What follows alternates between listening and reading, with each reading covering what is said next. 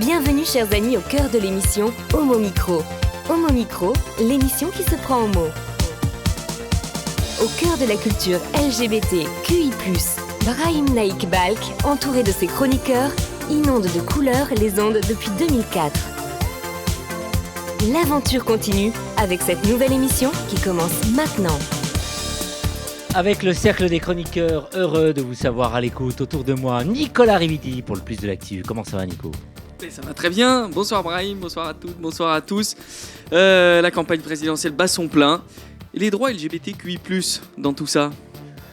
C'est tout un programme tout à l'heure avec Nicolas. J'écris ton nom avec Valérie Beau. Bonsoir Valérie. Oui, bonsoir. Alors moi ce soir j'ai décidé de vous amener danser à Berlin dans les années 20. Soyons fous, voyageons dans le temps et dansons.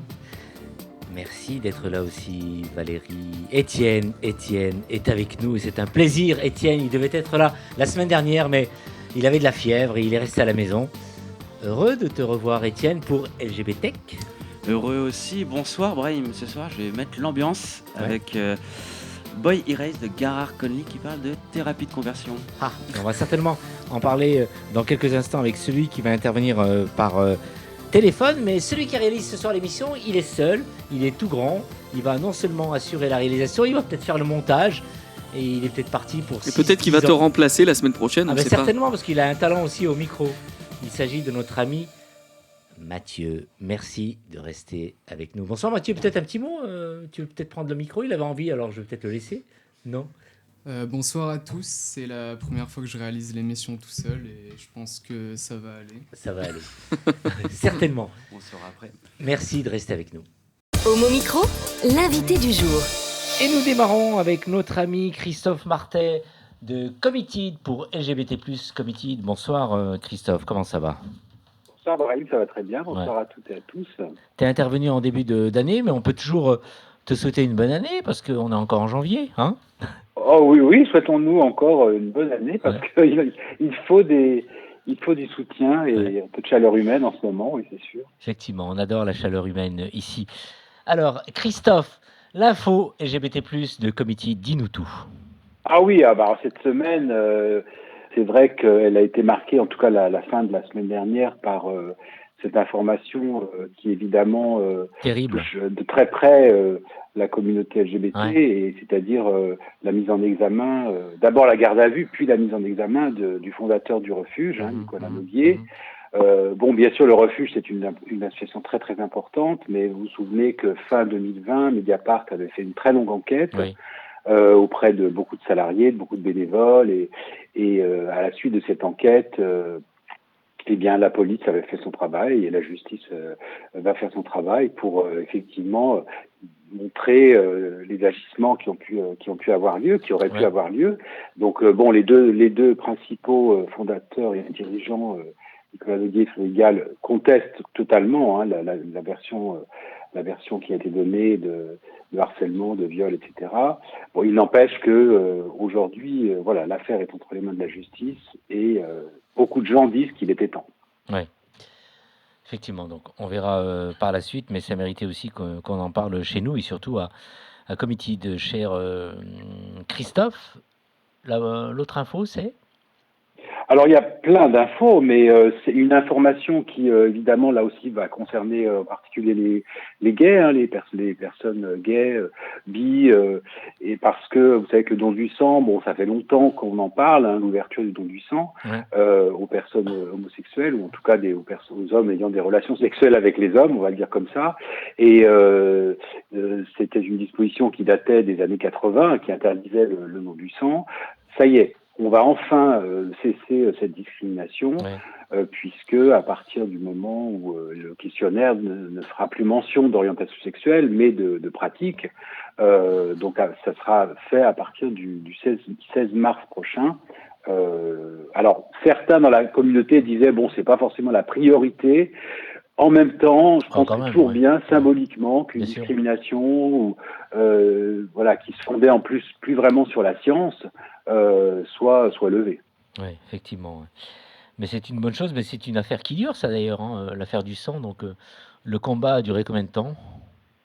Ah bah, je te dis, la discrimination datait de 1983, hein, avec un questionnaire très discriminant. C'était en gros, bah, vous êtes homo, bah, vous êtes banni du don du sang, quelles que soient vos pratiques, etc. Donc, et c'est depuis maintenant, on va dire une quinzaine d'années, que des associations se battaient pour essayer de mettre un terme à cette disposition. Ouais. Une info à l'étranger? Alors, à l'étranger, il y a pas mal de choses qui sont passées, notamment au Mexique. C'est vrai que j'avais publié une dépêche concernant les meurtres. Bon, le Mexique, c'est vraiment un des pays où le taux de mortalité par meurtre, on va dire, d'assassinat, de meurtre, est le plus important. Je crois que c'est 95 meurtres en moyenne par jour, alors qu'en France, c'est moins de 2. Et aussi de féminicides. Et la communauté s'est beaucoup mobilisée la semaine dernière. Enfin, il y a eu des grosses manifestations à Ciudad Juárez, qui est une ville extrêmement dangereuse, après le crime horrible, l'assassinat horrible, le meurtre horrible de 2 femmes lesbiennes. Donc on sait que dans ce pays, effectivement, les personnes LGBT sont aussi, et en particulier les personnes trans, sont quand même extrêmement vulnérables face à ces violences. Par contre, d'un autre côté, une chose plutôt pas mal, c'est une ex-ministre finlandaise de la justice, de l'intérieur, qui est maintenant dans la justice pour des propos homophobes, puisque je vous cite quand même ses propos. Elle expliquait que les marches, notamment que les marches des fiertés, c'était élever la honte et le péché au rang de sujet de fierté. Et elle critiquait même l'Église luthérienne finlandaise de s'être associée aux marches des fiertés. Donc voilà, aujourd'hui, elle ne comprend pas que ce qu'elle disait est maintenant illégal, mais voilà, il faut faire comprendre aux gens que l'homophobie n'est pas une opinion, c'est un délit, que ce soit en Finlande ou en France. Autre chose à l'étranger? Alors à l'étranger, oui, il y a eu aussi ce coming out, donc on a appris ce matin, de catholiques allemands. Alors c'est des gens qui sont des employés de l'Église, c'est des gens qui sont engagés dans leur paroisse, et une centaine de catholiques allemands LGBTI ont fait leur coming out aujourd'hui, enfin en tout cas avec un site dédié, Out in Church, et ils réclament donc des changements dans le code du travail qui est discriminatoire de l'Église catholique, et la suppression de formulations qu'ils appellent dégradantes et excluantes dans les règlements, ainsi que la fin d'un système de dissimulation, de double morale et de maternité qui entoure la question LGBT+, dans l'Église. Donc voilà, on voit que ça bouge aussi de ce côté-là.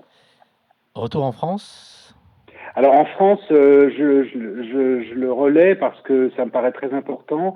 À Toulouse, un lieu qui s'appelle la Maison de l'Observatoire, qui est au départ un squat, c'est un lieu de vie où il y a pas mal de personnes LGBT, des réfugiés LGBT, et aussi tout un grand nombre de collectifs, d'associations qui animent ce lieu. Et il est maintenant sous la menace d'une expulsion, d'une fermeture par l'État. C'est un lieu, en fait, c'était un espace qui était public, qui appartenait à l'État, mais qu'ils veulent voir fermer. Et donc, il y a une pétition sur change.org par rapport donc à cette fermeture à laquelle s'opposent bon nombre d'associations et de collectifs LGBTQI+, à Toulouse. Ouais. Une info concernant les thérapies de conversion? Oui, bien sûr, puisque ça y est, on va dire le parcours parlementaire, parfois on a un peu du mal à comprendre comment ça se passe, mais voilà, c'est passé à l'Assemblée, c'est passé au Sénat. Maintenant, ça y est, le Sénat donne enfin son feu vert, son ultime feu vert pour interdire les thérapies de conversion. Ça a été voté jeudi dernier au Sénat par la majorité de droite, mais en tout cas, voilà, tout le monde s'était mis d'accord de toute façon sur cette question, puisque, comme on le dit, effectivement, être soi n'est pas un crime, comme l'a dit la ministre Elisabeth Moreno, qui est assez en pointe là-dessus. Donc, on espère qu'effectivement, ça y est, que dans peu de temps, on espère pouvoir légiférer contre ceux et celles qui continuent de mener ce combat d'arrière-garde et surtout continuent de mettre en danger la vie de personnes LGBT. En fin d'émission tout à l'heure, nous écouterons Étienne Bompé-Femme dans LGBTech qui abordera ce sujet. Autre chose, Christophe? Alors, on a fait un beau portrait, c'est Xavier Hérault, hein, que je pense vous connaissez un petit peu, Oui. parce qu'il a travaillé à Tétu, il est maintenant rédacteur sur Hornet, il avait cofondé YAG avec moi, Yannick et Judith.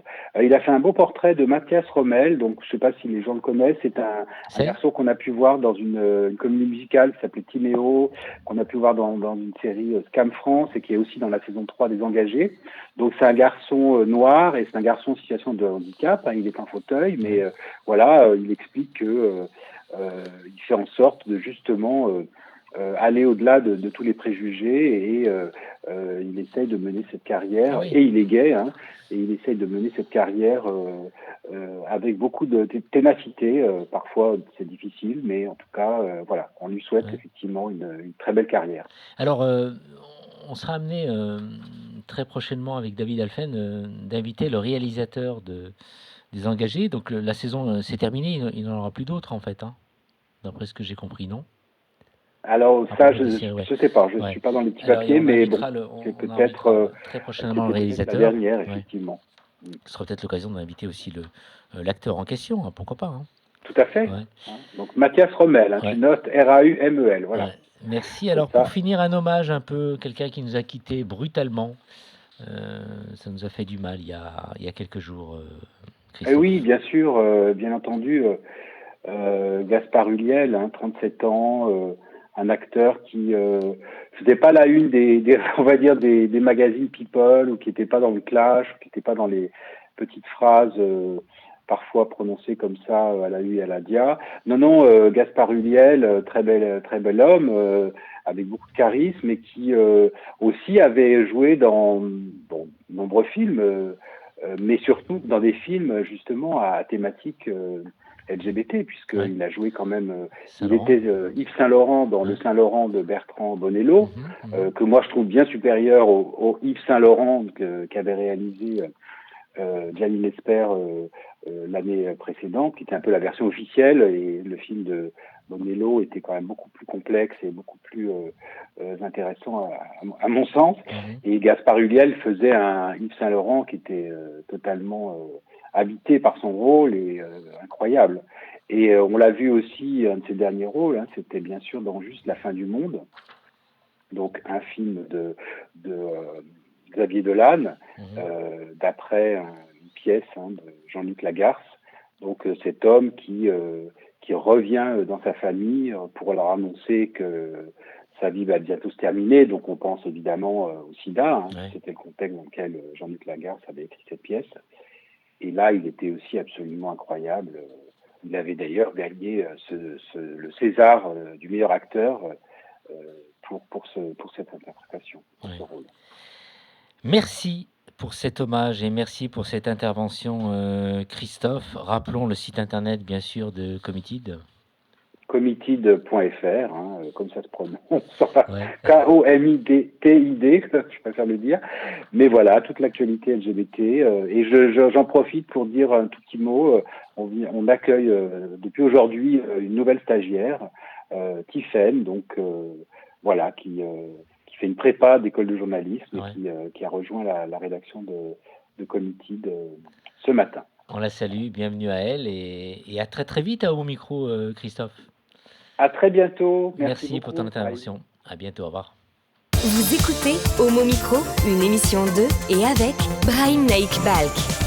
Et tout de suite, c'est le moment de la musique avec Nathan. Oui, Brahim. Après que notre invité parle de l'impact de Gaspard Ulliel dans le monde du cinéma et de son rôle fantastique dans le film Saint-Laurent, j'ai décidé de lui rendre aussi hommage en prenant la bande originale du film. Cet hommage met en lumière notamment la relation de Yves Saint-Laurent avec Jacques Debacher alors qu'il est déjà en couple avec Pierre Berger. Je vous recommande sérieusement d'aller voir ce film sorti en 2016, tant les plans et le scénario sont incroyables, mais pour l'instant, détendez-vous avec ce morceau d'Ibrahim Mahalouf qui au passage a composé la bande originale de ce film, avec le générique de la fin du film.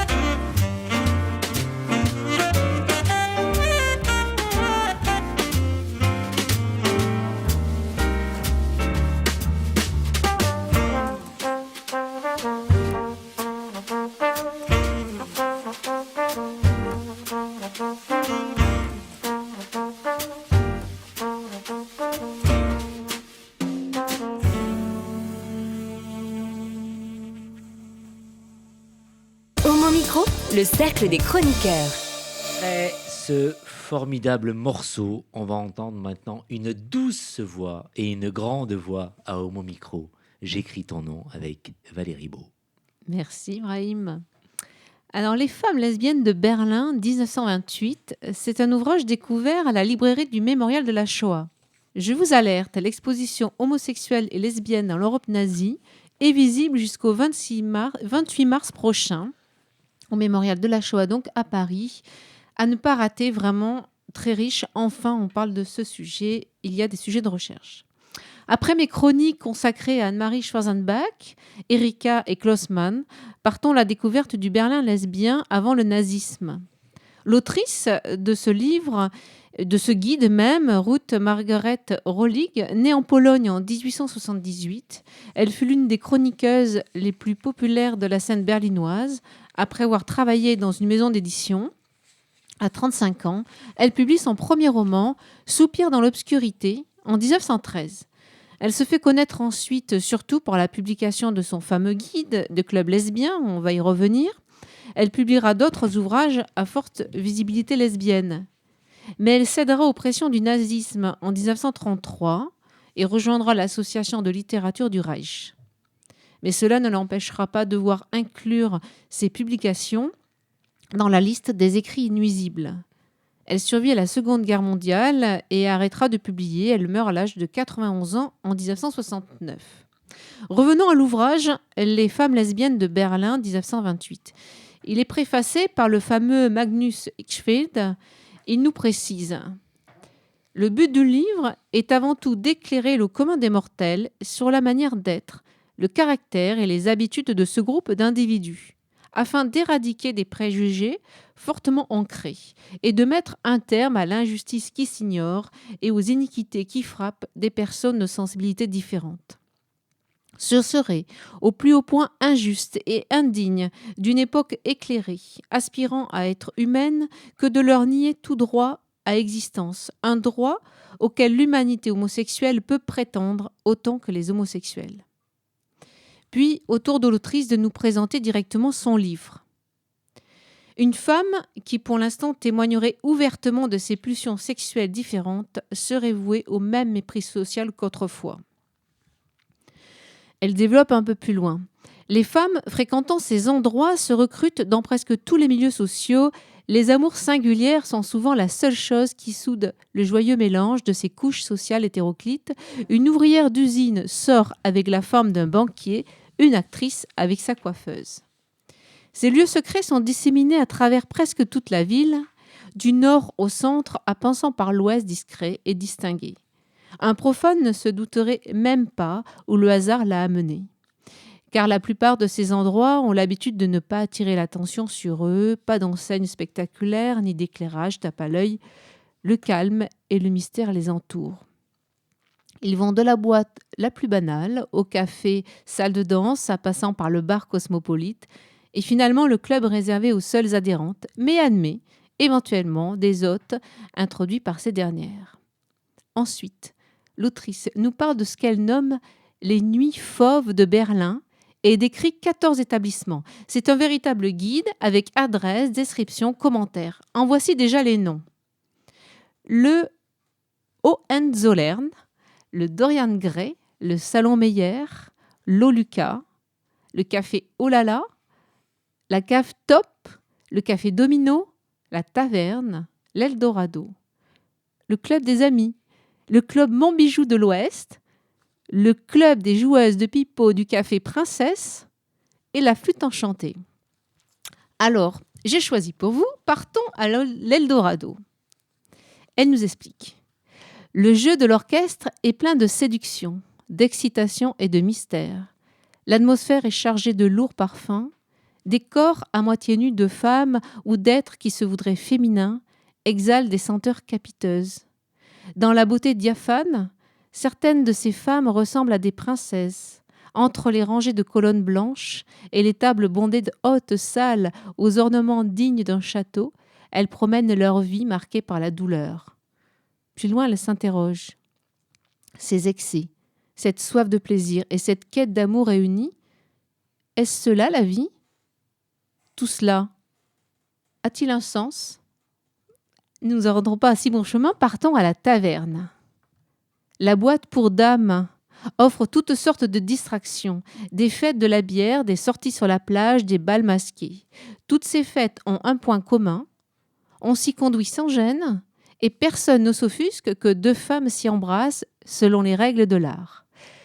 Qu'elles soient en pantalon ou qu'elles dansent passionnément collées l'une contre l'autre de manière à ne laisser aucune équivoque possible. Après tout, c'est un club privé. D'ailleurs, on est sans conteste sous l'influence du signe du Scorpion. Et parfois, il arrive que les cloches de l'église avoisinante sonnent déjà avant les premières échauffées sauvagement de la danse et de l'amour, s'échappent par la porte comme des chauves-souris qui veulent se cacher avant que le jour ne se lève. Et merci aux éditions Gay Kitsch Camp de nous donner accès à ces textes de notre histoire. Tu aurais aimé vivre à cette époque ? Alors, ça donne très envie parce que effectivement, c'est même complètement fou. Moi, je ne m'étais pas rendu compte à quel point Berlin était très avancé, très, très libre. On est en 28 pour ce guide. Donc oui, j'aurais eu envie, si j'avais été au courant et à l'époque, de vivre ça, de rencontrer Eric Hamann et toutes ses amies. On est quand même avant 1933 et ce basculement est complètement fou 5 ans avant. Ça questionne aussi qu'il faut toujours rester vigilant sur la liberté, l'ouverture. Voilà. Nicolas ? Bah oui, comme tu le dis, chérissons nos libertés, ne soyons pas trop prompts à vouloir plus de sécurité, plus d'ordre, plus de contrôle. Parce qu'on voit malheureusement où ça mène et comment d'une société très ouverte, et là c'est un point sur la sexualité ou l'orientation sexuelle, mais c'était aussi une société ouverte dans plein d'autres domaines, sur la démocratie, la science, les connaissances en général, et donc du coup voilà quoi, ça montre que tout peut être switché en l'espace d'un instant. Et ce que tu racontes sur sa vie pendant la guerre, le fait qu'elle a rejoint, on devine, un peu contrainte et forcée, je sais plus comment ça s'appelait là, un comité littéraire. Voilà, du le comité littéraire du Reich. Donc voilà, enfin c'est horrible hein, comme existence et tout. Donc faut vraiment faire gaffe. Étienne qui a pris plein de notes. Et je suis sûr qu'il va réagir. Oui, mais c'est très intéressant. Parce qu'il a découvert le mot lesbienne aujourd'hui. Non, mais c'est super riche. Alors déjà, j'aime bien la forme du guide pour te replonger dans cette époque-là, comme si tu pouvais le visiter encore aujourd'hui. C'est hyper intéressant. Et ce que je trouve fou, c'est que j'ai l'impression que c'est plus riche dans les lieux lesbiens à Berlin à cette époque-là qu'aujourd'hui à Paris, par exemple. Ça m'a l'air vierge, totalement. Ah oui, mais tout à fait. En plus, avec une diversité, des clubs, une mélange de classes sociales. Vraiment, je l'ai lu en entier, j'ai sélectionné des passages, c'est absolument passionnant. Et de pouvoir publier ces livres, ces témoignages, on vendait ça comme un guide, un guide pas de visite, mais un guide pour y aller vraiment. Moi, je connais pas de guide, c'est à chercher, de guide lesbien à Paris. Pour l'instant, on va faire. Donc il faut plus de lieux, mais ça fait rêver, sur... Tout à fait. Ouais. Nicolas qui a en main. Alors j'ai 2 questions. Est-ce que certains de ces lieux existent encore ? Et je sais pas. Et la deuxième, dans un des extraits que tu as lus, disait des femmes ou des créatures alors je sais plus comment c'était formulé, Ouais. mais voulant ressembler à des femmes, etc. Ça veut dire que c'était aussi un milieu qui acceptait les femmes transgenres, enfin ce qu'on appelle aujourd'hui les femmes transgenres, ou les hommes travestis, par exemple. Bonne question. Oui, je pense que oui. D'accord. Et maintenant, si les lieux existent encore, je pense qu'ils ont été déjà tellement... Enfin, Berlin a été extrêmement détruit, Oui, c'est tellement vrai. éradiqué. Enfin, les lieux ont tellement été... Alors, c'est terrible, hein, parce que le guide, là, il a donné les clés au nazisme pour aller... Oui, pour aller là où il fallait. les dégommer. Mais voilà, donc non, je Donc pense fallait le pas. brûler, mais avant, il fallait quand même le lire pour aller emmerder le Oui, monde. c'est vrai. Voilà, Alors, nos auditrices et auditeurs qui nous écoutent à chaque fois et qui t'écoutent se posent un certain nombre de questions. Mais comment tu fais pour trouver toutes ces informations, pour fouiller tout ça? Bon, dis que tu es un peu historienne. Bah, c'est une curiosité en permanence. Si je vais, voilà, je suis allée voir l'exposition et j'ai découvert les livres. À ce moment-là, je me suis dit, tiens, je connais pas. Alors, j'ai trouvé ça complètement fou. Au début, j'ai cru que c'était une historienne d'aujourd'hui qui avait fait une étude pour recenser en fait les lieux. Donc, je l'ai acheté en pensant ça. Ouais, ouais. Et je me suis dit, non, mais quand j'ai compris ce que c'était, je me suis dit, c'est complètement dingue. Et j'ai voulu le partager avec vous. Alors, je l'ai lu en entier, évidemment, et vous en ai fait une synthèse. Merci pour ce partage et cette Et d'ailleurs, transmission. il me semble que dans l'exposition sur les LGBT et le cinéma qui avait eu lieu à l'Hôtel de Ville, il était question aussi très précocement de films lesbiens du cinéma allemand, et comme étant parmi les premiers films qui faisaient apparaître des LGBT à l'écran. Et je me demande si historiquement le premier film qu'ils indiquaient n'était pas un film qui racontait du sort, c'était dans un pensionnat de jeunes filles et l'histoire d'amour entre une jeune étudiante et une professeure ou un personnel de cet établissement, je me rappelle plus exactement, mais à vérifier. Et très précocement, en fait. Peut-être que finalement, c'est pas illusoire de dire que les lesbiennes étaient peut-être plus en avance que les gays sur la construction d'une communauté pour faire valoir leur existence et tout. Je vais enquêter. Ouais. Merci pour l'enquête. Redis-nous le titre de l'ouvrage. Donc, Femme lesbienne de Berlin de Ruth Margaret Rollig. Merci à toi. Homo Micro, l'émission LGBTQI+, qui se prend au mot. Retour à la musique avec Nathan. Tout à fait, Brahim. Et pour ce deuxième morceau, je voulais rebondir sur la chronique de Valérie. Cette fois-ci, mon choix s'est porté sur une femme et chanteuse allemande engagée, Marlène Dietrich. La chanson que je vais passer a été enregistrée en 3 langues, mais c'est sa version anglaise qui rencontre un grand succès. Cependant, même si je ne vous dis pas encore le titre de la chanson, je vais vous raconter une histoire passionnante. La chanson n'a pas été composée par Marlène Dietrich. Il s'agit d'une reprise d'un chanteur nommé Peter Seeger en 1960, lorsqu'il a entendu un bûcheron irlandais chantonner un air qu'il a ensuite transformé en paroles. Le nom de cette chanson, il s'agit bien sûr de Where Have All the Flowers Gone, qui atteindra le top 20 en Allemagne l'année de sa sortie en 1965. On écoute.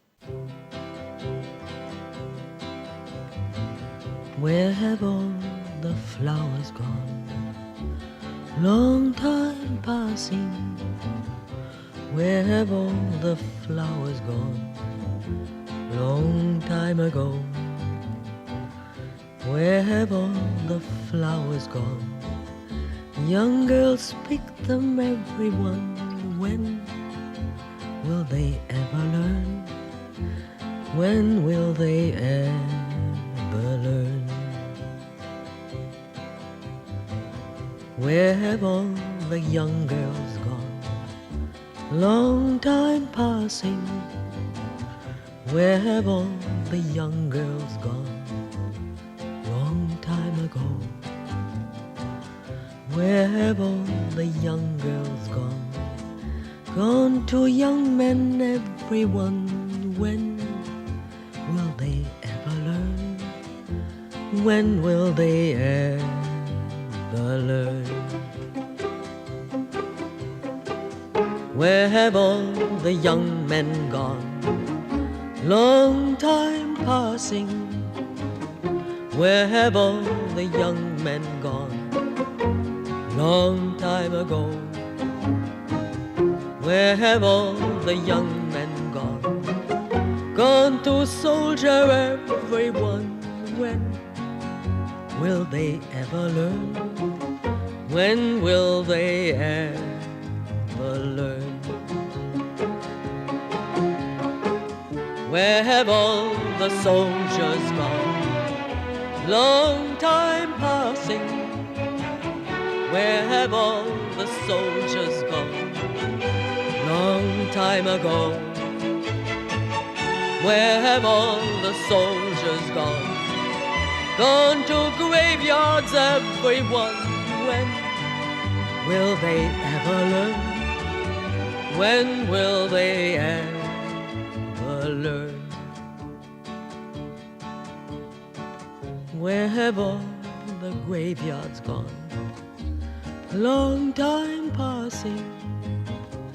Where have all the graveyards gone? Long time ago. Where have all the graveyards gone?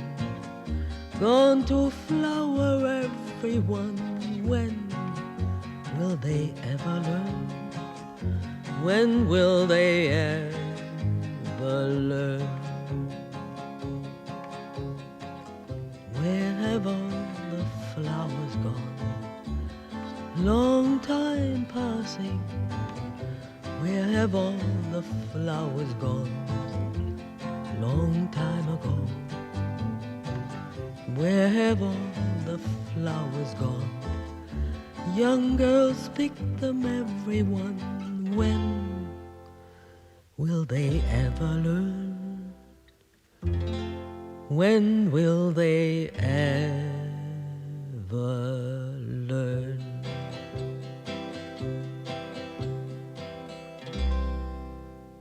Homo Micro, le cercle des chroniqueurs. Très bon choix musical par notre ami Nathan. L'émission est réalisée par Mathieu, qui est avec nous.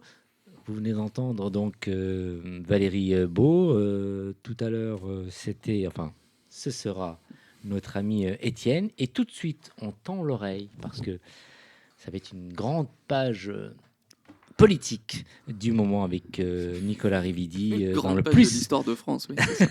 dans le plus de l'actu. Alors Nicolas, ce soir, on se penche avec toi sur les droits LGBTQI+, dans les programmes des candidats. Et Dieu sait que ça fait des choses. Eh bien, mon cher Brahim, ça va te changer, mais on va pas se pencher beaucoup. Ah. Et le tour risque d'être vite fait. Avant ça, je dois vous signaler qu'un de mes collègues m'a lancé un défi stupide. Et je dois donc caser le mot vestibule dans la chronique de ce soir. Voilà qui est fait, donc, et vous verrez que sa présence n'est pas si incongrue. Si l'on m'avait dit un jour que nous serions solubles dans les programmes politiques de l'élection présidentielle, je ne l'aurais pas cru. En fait, je ne l'aurais même pas imaginé. J'appartiens à une génération de militants qui a eu la chance incroyable de vivre une grande victoire, attendue par des millions de nous depuis des décennies, peut-être des siècles. Je me souviens encore de nos regards embués lorsque nous sommes sortis des travées publiques du Palais Bourbon le 23 avril 2013. Elles sont desservies par un grand escalier couvert de velours qui se scinde en deux pour distribuer les curieux sur le tour de l'hémicycle. Nous l'avons monté en début d'après-midi, supportons le poids de l'engagement. Nous l'avons redescendu les épaules fermes, le port altier et le regard tranchant et fier, prêt à croiser celui abattu de l'adversaire. Ce jour-là, nous avons descendu le ruban rouge, quelques millimètres au-dessus du sol. L'espace d'un instant, la gravité nous avait oubliés. C'était il y a presque 9 ans, et une année auparavant encore, nous étions mobilisés dans une indifférence presque générale. 2012 était une année charnière, c'était le moment. Le retour de la gauche au pouvoir était la condition sine qua non pour nous de voir aboutir la revendication la plus emblématique du mouvement LGBTQI+ français à cette époque, le mariage pour toutes et tous. Et la gauche pouvait revenir au pouvoir. On le sentait dans l'air, et tout était tout de suite plus respirable. Hollande, Mélenchon, Jadot et les autres candidats de gauche d'ailleurs, toutes et tous présentaient d'une façon ou d'une autre une loi mariage plus ou moins audacieuse selon qu'elle incluait une réforme de la parentalité, la question de la PMA ou les conditions nécessaires à l'adoption. Ces revendications ne se sont pas retrouvées dans les programmes présidentiels par hasard. Elles sont le fruit d'une longue lutte pour faire entendre notre voix dans le débat public et surtout pour revendiquer le droit à faire valoir nos existences à côté de toutes les autres. La victoire de 2013 fut un aboutissement. Elle marqua aussi la fin de nos tambourinades. Nous étions muets sans droit. Le 23 avril 2013, nous devînmes muettes et muets avec quelques droits. Lutter en faveur des droits des minorités, c'est lancer un défi au silence. D'autres le savent aussi bien, voire mieux que nous. à quel point il est difficile d'émerger du néant fait d'oreilles closes et d'yeux filtrés. D'une certaine manière, le travail incomplet, promu du bout des lèvres par un François Hollande timoré, nous a offert un sursis à l'oubli. Le combat pour la PMA pour toutes les femmes et les hommes trans a retardé l'inévitable, mais déjà, ce sujet plus technique n'était plus guère qu'un entrefilé dans les programmes post-attentat et post-nuit debout, obéissant donc aux fantasmagories sécuritaires qui trouvèrent là un terreau inespéré. La République sociale est devenue une République en danger, et cela n'augure en général rien de bon. Nous voilà donc rendus en janvier 2022, et nous sommes nus. Le problème d'un objectif atteint, c'est que, la palissade à l'appui, il n'est plus à atteindre. Les grandes victoires nous laissent sur des hauts plateaux, desquels il n'est plus dès lors possible que de dégringoler. L'épée de Damoclès est implacable, et le droit acquis, car il est fragile, doit être défendu, non pas pour en disposer, mais pour le conserver. Nos camarades femmes en font l'amère expérience depuis les années 70 avec le droit à l'avortement, sans cesse remis en cause par l'arrière-garde se revendiquant du fameux ordre naturel des choses. En réalité, nous, LGBTQI+, venons tout juste de rentrer de plein pied dans le vif du sujet, celui de l'égalité réelle. Dans ce nouveau combat, cependant, moins symbolique mais tout aussi crucial, nous ne serons pas soutenus ni accompagnés. En effet, la gauche si encline ces derniers temps à s'emparer de nos luttes semble évacuer ces questions. Il ne figure aucun mot sur l'égalité des droits LGBTQI et encore moins sur l'égalité réelle dans les programmes ou les déclarations des candidates et candidats à l'élection présidentielle. Car il ne faut pas s'y tromper. Si la victoire dans la loi est un jalon fondamental de l'émancipation, la transposition du droit dans la société, dans le quotidien, ne va pas toujours de soi. En France, par exemple, nous avons des lois fortes contre les racismes et les discriminations en général. Votées dans les années 70 et 80, elles sont donc en vigueur depuis plus de 40 ans. Mais si elles ne sont pas appliquées, alors elles ne servent à rien. Leur mise en œuvre dépend de 4 facteurs assez simples à entendre. D'abord, la loi doit être connue, aussi bien dans ses contours que dans ses sanctions. Par exemple, savez-vous dans le studio à quelle peine on s'expose pour un délit d'incitation à la haine raciale ou pour une injure raciale tenue à l'égard d'une personne ? 1 an d'emprisonnement et 45 000 € d'amende. Le deuxième, c'est que les discriminations et actes de haine soient traités de la même façon, sans hiérarchie. Quand les injures sont commises, à raison de l'orientation sexuelle par exemple, la peine de prison est la même, mais l'amende est divisée par 2, 22 500 €. Il faut y remédier. Le troisième facteur, c'est que le délit soit recensé, que des plaintes puissent être déposées. Dans de trop nombreuses circonstances, les victimes voient leurs plaintes refusées au profit d'une main courante, nettement moins engageante, quand il ne s'agit pas, plus radicalement, d'une fin de non-recevoir. Il est bon à cet égard de rappeler qu'aucun policier, qu'aucune policière, ne peut vous empêcher de porter plainte. Il ne leur appartient pas de qualifier la recevabilité des faits. Le refus de prise de plainte doit pouvoir faire l'objet de sanctions. Enfin, le quatrième facteur réside dans la condamnation effective des délits, dans la publicité de ces condamnations quand elles concernent des personnages publics, et dans la plus grande fermeté dans les cas de récidive. Il faut noter aussi que l'éducation est un levier majeur pour construire une société égalitaire. Les réacs de toutes origines continueront d'en faire un sujet, car ils savent que l'école est le lieu de l'émancipation et de l'apprentissage de la conscience. Elle est à ce titre leur principal adversaire, une des plus démunies par les politiques publiques aussi. Voici tracés quelques axes programmatiques qui ne seraient pas complètement inutiles et incongrus, alors que les obscurantistes de tout poil, patiemment, détricotent la maille sociale que nous avons mis tant de temps à nouer. À gauche, il n'en sera pas fait mention, cette élection se jouera sans nous et donc contre nous. Quelle politique s'oppose aujourd'hui au chétif excité qui prétend vouloir nous gommer du monde ? Il serait insortable d'essayer de pointer les responsabilités de cet échec probablement collectif. Après tant d'années d'une lutte épuisante, nous avons sans doute trouvé les lauriers confortables. Il s'avère qu'ils ont sans doute constitué un refuge illusoire. Il est temps de faire une fois de plus entendre nos voix redevenues fragiles. Nous ne sommes que dans le vestibule de l'égalité. La maison commune souffre encore de notre absence en son sein. Saisissons-nous du destin que l'on nous refuse encore. Soyons de ceux qui construisent des chemins inédits par-dessus les vieux pavés sur lesquels nos pas n'ont jamais été autorisés à résonner. Merci, bravo en tout cas pour cette chronique. Donc tu es pratiquement déçu par cette gauche qui se multiplie et qui n'apporte pas de véritable solution. Je ne sais pas si elle se multiplie, mais... Elle se divise, je veux dire, mais multiplie, je veux dire, les égos, il y en a tellement que chacun donc, veut foncer dans son sens. Tu es déçu par la gauche en général ? Bah oui, je suis déçu parce que je pense qu'elle n'est pas à la hauteur des espoirs et des nécessités qui sont celles du monde d'aujourd'hui.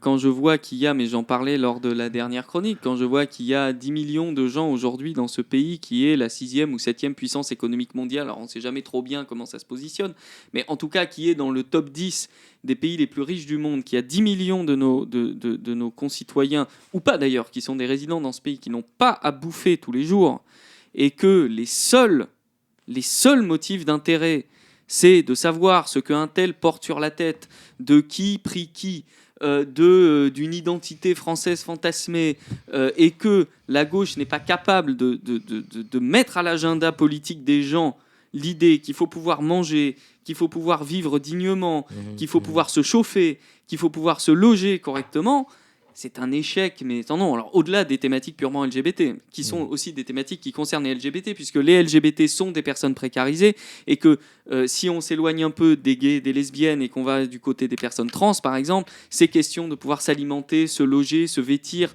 avoir un travail, sont des questions qui sont de première importance, en fait. Et du coup, on est là, et moi, franchement, je vois les trucs et je me demande, mais comment à un moment on n'est pas foutu, nous, d'organiser l'agenda ? Pourquoi l'agenda appartient à l'extrême droite ? Pourquoi l'agenda appartient à la droite ? Pourquoi, en fait, même au-delà de la droite et l'extrême droite, parce qu'il y a des camarades de droite qui ne partagent pas cette idée que l'agenda doit forcément être sécuritaire, etc. Dire pourquoi l'agenda républicain, l'agenda libéral, il n'arrive pas à s'imposer. C'est quand même des questions qui interpellent. Et moi, c'est vrai que je ne comprends pas comment est-ce qu'on peut en arriver à une telle nullité crasse, quoi. Et la démarche citoyenne de Taubira, tu n'y crois pas ? La démarche citoyenne de Taubira, elle est alimentée. Je me suis inscrit à la primaire populaire. Hein. Je me suis dit, bon, allez, je ne suis pas très fan des organisateurs, mais je me suis dit, allez, mettons de côté les dissensions, les machins et tout. Et puis, 2 jours après que je me sois gentiment inscrit au truc, il y a un des organisateurs qui explique qu'il va se servir de la puissance. Alors d'abord que les électeurs de cette primaire populaire sont de la data et que c'est formidable, et qu'ensuite il va se servir du poids de la primaire populaire pour empêcher des candidats de gauche d'avoir leur signature, parce qu'il décrète que c'est la primaire populaire qui doit s'imposer à tout le monde. Mais enfin, on nage dans un délire, mais enfin, ça va plus, quoi. Je veux dire, à un moment, franchement, si ça c'est le nouveau monde, je préfère encore l'ancien vieillot avec des candidats, certes, pas démentiels, mais enfin, où au moins il y a les bases de la démocratie qui sont respectées, quoi. Valérie, déçue aussi ? Moi, je comprends pas qu'il n'y ait pas lorsqu'on a des discours très puissants, violents, de monter les uns contre les autres en tout genre, on n'est pas derrière, et peu importe qui a un discours puissant de contre-attaque. Moi, je suis d'une génération. Il y avait par rapport, j'étais pas une grande à manifester pendant mes années de lycée, mais je garde quand même une idée. On était contre le racisme. Touche pas mon pote. Il y avait une idée de solidarité, de générosité, d'être ensemble. Voilà, bien que la société était quand même LGBT-phobe et j'étais dans l'invisibilité. Et je me dis, mais mince, alors dans le discours, j'entends pas de contre-discours positif. Pourtant, lorsque là, on parle entre nous, lorsque je parle à énormément de personnes différentes, et peu importe l'origine politique, ils ne se reconnaissent pas. Alors, on est face à un délire absurde de personnes qui entraînent encore une machine dans une direction obscure. Et je me dis, mais voilà, il faut... Est-ce qu'on va se réveiller ? Mais nous, pas chacun dans notre coin. Et effectivement, je trouve que la gauche, dans son ensemble, ou centre, ou tout ce que l'on veut, ceux qui ne sont pas pour ces discours de violence et de sécurité... Il y a les personnes qui se déclarent candidats ou autres, chacun veut répondre à des égos et c'est très grave pour le vivre ensemble. Et voilà, donc effectivement, je suis bien embêtée pour ce qui arrive devant nous. Ouais. Et tout ça, donc on va malheureusement vers les extrêmes. Parce que par exemple, sur la question que tu posais tout à l'heure sur la candidature de Christiane Taubira, on peut effectivement ne pas être d'accord avec tout Taubira. Moi, je suis plutôt en accord avec ce qu'elle peut dire, mais comme je suis en accord en fait avec la plupart de ce que les candidats de gauche peuvent dire. Si on est sur le cas d'une personne, on a une gauche qui, depuis 40 ans, se dit féministe et antiraciste. On a à droite, et à l'extrême droite, vraiment, un candidat qui a fait du racisme et de l'antiféminisme son fonds de commerce. Est-ce qu'il n'y a pas un signal plus intéressant pour la gauche à envoyer à cette espèce de cinglé qu'une femme noire pour porter les valeurs de la gauche? Je veux dire, à un moment, on est quand même dans un monde où on a un Mélenchon qui a 70 piges, qui en est à sa 3e candidature, qui squatte le monde politique depuis 40 ans.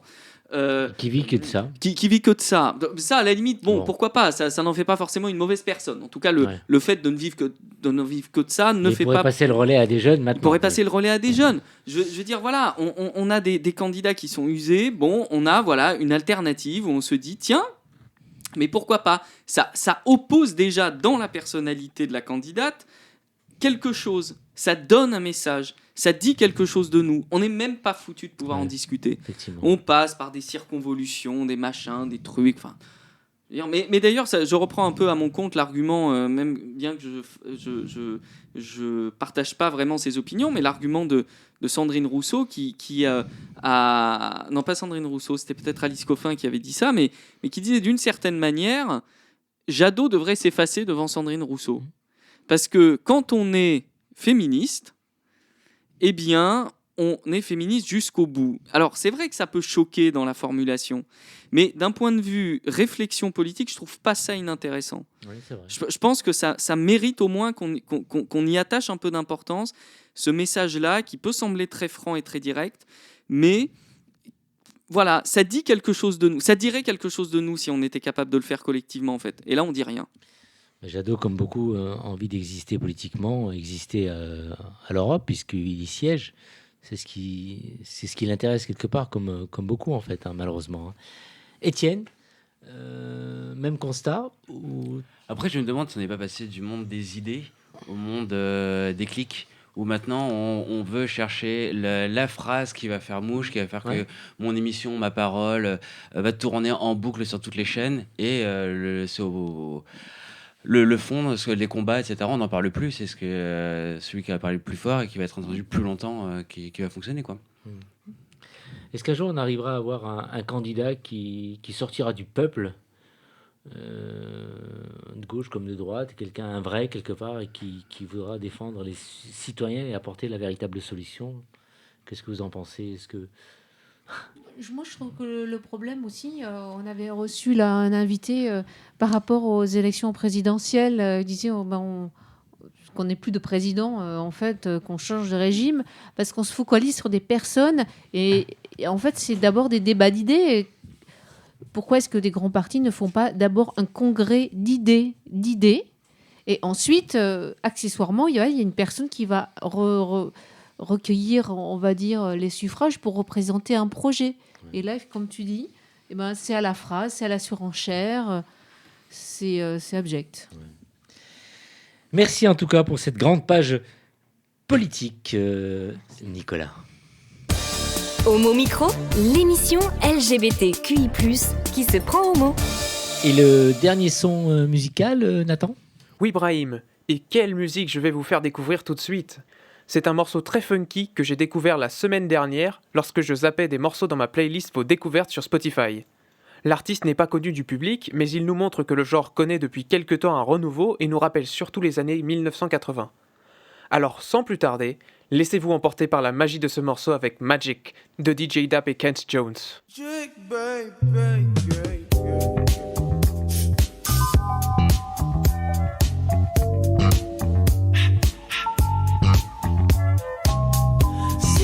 Magic, baby.